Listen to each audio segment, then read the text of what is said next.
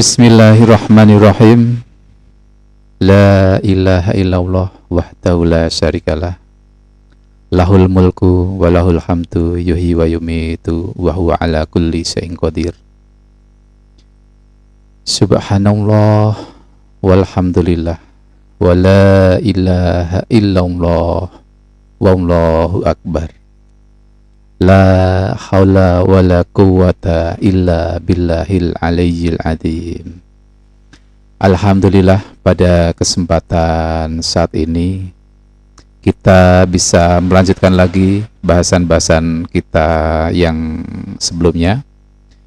Dan sudah 10 hari kita menjalani puasa Ramadan, artinya sudah 10 hari juga kita melatih diri untuk membebaskan jiwa kita dari belenggu jasad, membentuk jiwa yang fitri seperti apa yang diinginkan. Baik, pada kesempatan ini tidak akan membahas evaluasi bagaimana perjalanan puasa kita, namun ada bahasan lain yang akan dibahas pada kesempatan ini. Untuk pembahasan tentang perkembangan evaluasi puasa nanti pertengah bulan kita akan membahas di sana. Baik, pada kesempatan ini saya akan mencoba melanjutkan kaitannya dengan bahasan-bahasan dengan jiwa, kesehatan mental, sadar Allah, mindfulness, dan bahasan-bahasan berkaitan dengan masalah diri, emosi, dan segala macam. Nah, kesempatan ini saya akan mencoba untuk mengambil sebuah judul, ya, yaitu tentang sadar Allah dan mindfulness. Nah, ini merupakan bahasan yang apa ya? Ya memang berkali-kali kita bahas dan harus kita pahami. Karena kadang-kala kita mengucapkan kata-kata itu tidak memahami apa makna di baliknya, atau tidak menyadari apa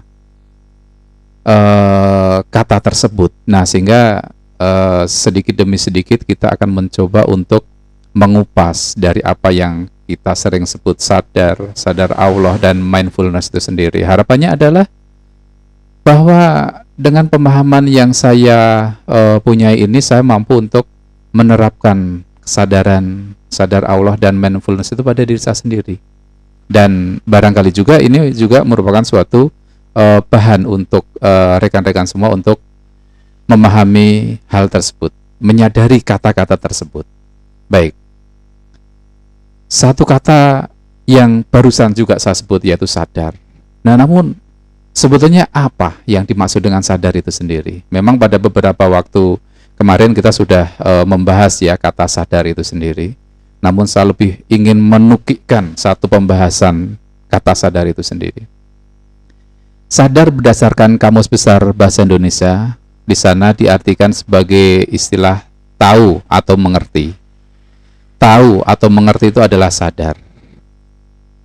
Ya, kemarin kita sempat melihat kesadaran atau dunia itu ada dua, yaitu dunia dalam diri sendiri dan dunia di luar kita. Nah, tentunya kita ingin merubah diri, tentunya harus menyadari diri. Namun kita coba bahas diri secara umum terlebih dahulu, bahwa di sana ada satu jembatan, suatu teori ya, yang dinamakan teori Johari Window. Johari Window, jendelanya Johari. Apa ini? Ya, kita apabila dulu pada saat kecil TK itu saya selalu ingat, apabila menggambar jendela itu kotakan, kemudian ada garis bersilangan di tengah atau yang membagi 4 bagian pada kotak tersebut. Nah, Johari Window ini kenapa dikatakan Johari Window juga sama, itu windows atau jendela, di mana satu kotak itu terdapat 4 area. Area yang pertama ini, karena ini berkaitan dengan pengenalan diri, maka area yang pertama ini berkaitan dengan area-area atau hal-hal yang bahwa saya tahu terhadap diri saya sendiri dan orang lain pun tahu terhadap diri saya ini. Artinya area ini adalah area umum, area publik, area yang boleh diketahui oleh orang lain. Kemudian area yang kedua adalah area yang saya tahu tapi orang lain tidak tahu, atau area rahasia. Hanya saya yang tahu, orang lain tidak tahu. Nah, area yang ketiga adalah area di mana orang lain yang tahu tapi saya sendiri malah tidak tahu. Nah, kemudian area yang keempat adalah area di mana orang lain tidak tahu, saya pun juga tidak tahu. Nah, ini adalah area gelap. Nah, tentunya ini dijadikan sebagai suatu metode cara untuk mengenal diri karena kita termasuk area yang mana? Area yang kita tahu orang lain tahu luas, artinya kita terbuka, tidak gampang menutupi sesuatu, kita gampang percaya, kita welcome sama orang. Apakah itu baik atau buruk? Nah, ini tidak bicara tentang masalah baik ataupun buruk.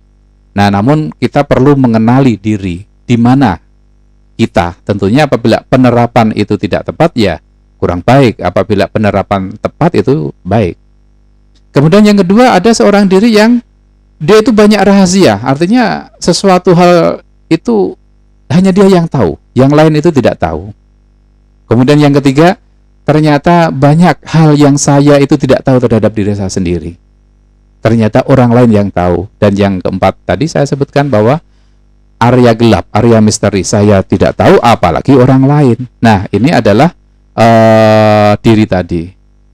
Nah, kenapa kok tahu, mengerti ini merupakan satu hal yang harus kita pahami terlebih dahulu? Karena ternyata tahu, mengerti, mengenali masalah yang dihadapi adalah langkah pertama yang kita ambil untuk mencari sebuah solusi terhadap permasalahan yang kita hadapi.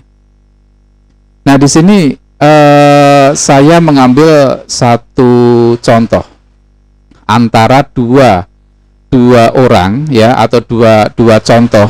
Yang satunya itu mengenal terhadap masalahnya, mengenal terhadap dirinya, dan yang satunya itu tidak mengenal terhadap dirinya. Sama-sama saya mencoba untuk mengambil satu contoh dalam permasalahan yang sama. Si A, dia itu merasa tidak nyaman dengan keluarganya atau dengan ayahnya lah terutama. Dia setiap ketemu itu ya tidak sedekat terhadap ayah yang lain lah, ayah seperti anak-anak yang lain lah. Kaku, ya hanya seperlunya. Dia merasa nggak nyaman. Dia mencoba untuk mencari tahu kenapa dengan ayah sendiri kok tidak nyaman. Apa yang terjadi? Ternyata setelah dia renungkan, dia pilih-pilih lagi permasalahan yang dia rasakan. Oh, ternyata dia marah kepada sang ayah karena pada saat kecil, pada saat dia perlu perlindungan, pada saat dia perlu figur, si ayah ini meninggalkan dia si kecil ini bersama dengan ibunya, lama tidak ketemu, jarang kontak dan segala macam. Akhirnya ya terpisahlah dan menyebabkan itu kemarahan yang terpendam pada diri anak. Namun dia sadar bahwa saya tidak nyaman dengan bertemu dengan ayah saya dan saya merasa bahwa memang saya marah dengan ayah saya. Nah, itu contoh yang pertama. Yang kedua, si B ini dia hanya merasa tidak nyaman pada saat ditanya kenapa, ada apa yang kamu rasakan, coba ceritakan. Ternyata saya tidak punya masalah. Yang punya masalah itu ayah saya. Dia yang tidak bisa menjadi ayah yang benar. Saya ini adalah korban.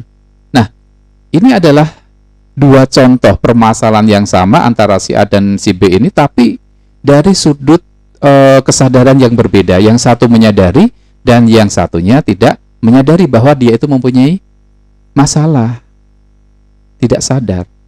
Nah, ini merupakan satu contoh ya. Tentunya apabila yang menyadari ini nanti akan lebih mudah dicarikan solusi bagaimana dia harus melangkah. Namun yang tidak menyadari ya bagaimana akan menemukan. Nah, ini adalah satu alasan, satu contoh mengapa sadar itu perlu untuk dilakukan dalam rangka untuk mencari solusi. Namun ternyata Sadar ini bisa diterapkan dalam segala macam permasalahan, tidak hanya orang yang sedang mempunyai masalah saja, tapi sadar diri, sadar siapa dia, itu pun sangat penting. Sehingga di sini apa yang ulasan yang sebelumnya tadi didasarkan bahwa memang kita orang yang masih hidup tentu akan selalu mempunyai masalah hidup. Dan ternyata masalah-masalah yang kita alami ini, di balik permasalahan itu selalu ada emosi yang menyebabkan masalah itu terjadi. Ternyata si dalang dari permasalahan itu, si marah bisa muncul itu karena emosi. Nah, sebetulnya emosi itu apa? Ternyata emosi adalah luapan perasaan yang direaksikan dalam bentuk ataupun dalam psikologis dan fisik, dan ini bersifat subjektif. Oke, masalah ini bersifat psikologis, ya, bisa fisik, ada perubahan fisik, dan ini sangat subjektif. Emosi itu adalah itu, suatu perasaan yang direaksikan dalam bentuk psikologis dan fisik yang bersifat subjektif. Hanya dia yang merasakan. Mungkin orang yang mengalami hal sama, tapi belum tentu sama dengan apa yang dia rasakan. Nah, mengapa emosi itu bisa muncul? Setelah kita tahu apa itu emosi, mengapa emosi itu bisa muncul? Ternyata emosi ini muncul akibat suatu pemaknaan. Pemaknaan itu apa ya? Pemaknaan itu penilaian. Dan emosi bisa muncul juga selain penilaian atau pemaknaan tadi, juga akibat satu persepsi. Misalkan orang Jawa rata-rata misalnya, apalagi orang-orang di sekitar orang Jawa, dipegang kepalanya oleh anak yang ataupun orang yang lebih muda daripada dia akan marah. Dia akan marah. Lah, marah ini apa? Marah ini adalah suatu bentuk reaksi, dan dibaliknya itu ada emosi. Nah, kenapa bisa marah? Karena dia mempunyai satu persepsi ataupun penilaian bahwa kepala ini adalah sesuatu hal yang pribadi, tidak boleh dipegang-pegang. Apalagi yang megang adalah anak kecil, lebih muda daripada dia. Nah, ini adalah suatu penilaian, tidak boleh, itu adalah penilaian terhadap dipegang atau menurunkan harga diri. Nah, itu adalah persepsi. Nah, inilah yang menyebabkan munculnya suatu emosi. Banyak contoh yang lain. Kenapa bisa marah? Kenapa bisa sedih? Di sana pasti ada emosi. Emosi yang didasarkan pada penilaian dan persepsi. Nah, bagaimana emosi yang bisa menimbulkan satu masalah yang berat bagi seseorang? Apakah semua emosi itu akan menimbulkan masalah? Dan apakah emosi tidak boleh muncul di dalam diri? Nah, di sini emosi tentunya tidak langsung satu emosi itu akan menimbulkan satu permasalahan pada dirinya. Tergantung pembicaraan kita kemarin pada saat ini stresor dari dalam, bagaimana kita mengadaptasi. Nah, namun emosi ini apabila ditumpuk, maka di sana akan menyebabkan intensitas emosi yang sangat tinggi, dan ini akan menjadi sesuatu hal yang tidak bisa dikontrol. Nah, kita ibaratkan kita mempunyai satu belanga atau satu wadah ya yang berisi air jernih, kemudian kita tetesi satu tetes pewarna. Warna jernih itu akan berubah. Namun awal-awalnya dia tidak terlalu kelihatan. Tetesi lagi, semakin banyak tetesan yang masuk, artinya pewarna ini semakin banyak mewarnai air yang jernih tadi, maka air yang tadinya jernih akan menjadi lebih pekat. Semakin banyak warna akan semakin pekat, semakin banyak emosi, maka intensitas intensitas emosi ini akan semakin tinggi, dan itulah yang menyebabkan adanya ledakan ataupun kepanikan ataupun peristiwa yang lain yang lebih berat dan tentunya sulit untuk ditangani. Nah, berkaitan dengan perjalanan hidup, pengalaman hidup, masalah hidup ini tentunya apa ya? Yang dimaksud dengan pengalaman hidup kan dia mengalami sesuatu, baik yang menyenangkan ataupun yang tidak menyenangkan, baik yang diharapkan ataupun yang tidak diharapkan, baik yang membuat ketawa ataupun yang menyebabkan menangis. Nah, ini adalah pengalaman hidup. Itu adalah perjalanan hidup yang dilatar belakangi dengan apa yang sudah kita sampaikan tadi. Di sini kita sebagai orang yang mengenal Allah, tentunya kita masuk kepada bahasan selanjutnya. Sadar Allah. Apa yang menyadari, apa yang mendasari, apa yang harus kita jadikan dasar hidup kita pada saat kita ketemu emosi dan segala macam itu tidak menyebabkan suatu hal yang merugikan. Kita harus menyadari, kita harus sadar bahwa kita ini mampu karena dimampukan, sehingga menghindarkan dari makna kesombongan. Kita ini diperjalankan dan kita ini juga diciptakan. Artinya dulu tidak ada menjadi ada dan suatu saat akan menjadi tidak ada lagi. Semuanya itu akan seperti itu. Dan tidak hanya kita, sesuatu pun juga sama. Uang dan segala macam itu juga sama. Kita ini dipelihara. Dulu kecil, bertambah sedikit sehingga sebesar ini, kemudian nanti akan menyusul lagi dan akan hilang. Nah, ini kita dipelihara, kita juga dicukupkan. Jangan merasa kita itu bisa mencukupi. Jangan merasa kita itu menjadi mencukupi keluarga itu menjadi tanggung jawab full saya tanpa ada pengaruh orang lain, itu jangan. Dan kita juga dimatikan. Tentu kita juga dihidupkan. Dan inilah yang harus menjadi dasar pada saat kita itu menghadapi satu permasalahan kehidupan, sehingga di sana akan menjadi kontrol terhadap respon yang kita lakukan. Ternyata sadar Allah ini sangat penting untuk kita jadikan bekal dalam kehidupan. Nah, bagaimana kaitannya dengan sadar Allah dan ini sadar Allah dan masalah yang kita lakukan tadi? Apa yang harus kita lakukan? Masa kita tidak boleh sedih? Masa kita tidak boleh menilai bahwa orang lain itu salah, saya gagal, saya berhasil, inilah keberhasilan saya? Masa kita tidak boleh seperti itu? Nah, ini tentunya apabila kita ingin terlepas dari permasalahan yang lebih berat, yang lebih tidak bisa kita kontrol, kita tetap harus sadar Allah tadi.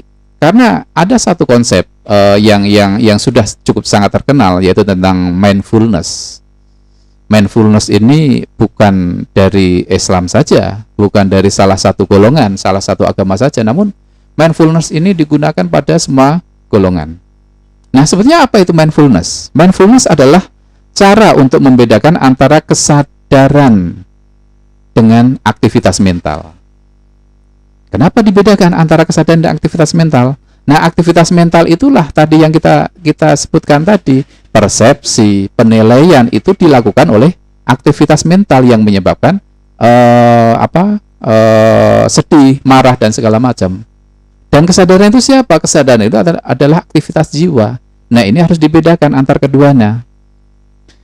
Mindfulness belajar menyadari aktivitas mental tanpa terjebak kita di dalamnya.